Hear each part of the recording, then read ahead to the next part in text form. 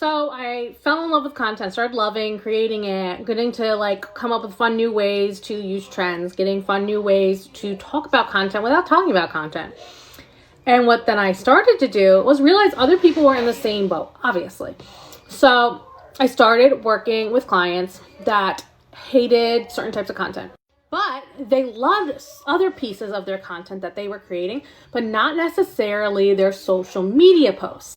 I had a client that loved doing like connecting with her clients.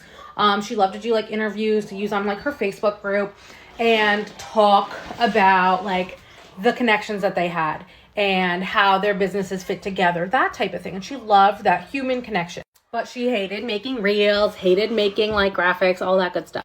But here's the thing. She could continue making what made her happy. She could continue making content that brought her joy and get help with her social media with done for you content. And this is when I really entered the world of repurposing content and what really like lit that spark into content and not only helping clients create content, but helping them create content out of what they already had. So she would do these 5 to 7 minute videos with her client, and they would be talking anything from business to what they're doing on the side, talking about like local events they're going to. And then from there, I was able to use that to start building out her reels, start building out her graphics, and literally start planning out weeks of content from her from that one 5 to 7 minute video. Because all of the elements were there. It was educational, there was inspiration in there was entertainment in there, and her product was in there. So she got to continue making the content she loved while getting rid of not having to make the other content she didn't love, but she knew she needed for her social media marketing.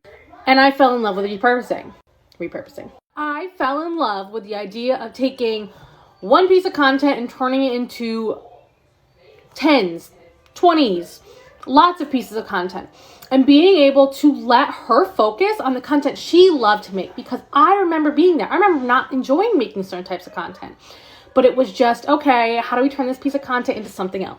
So I went from struggling with content, struggling knowing what to post, struggling showing up on video, and just feeling comfortable with like a couple graphics here and there, to then showing up for my business, showing up for myself, and then doing it for other clients that had that same like fear of creating reels, creating TikToks, creating this or that. And then I pivoted my business from just general VA stuff to helping my clients with content specifically and taking what they've already done and making it new.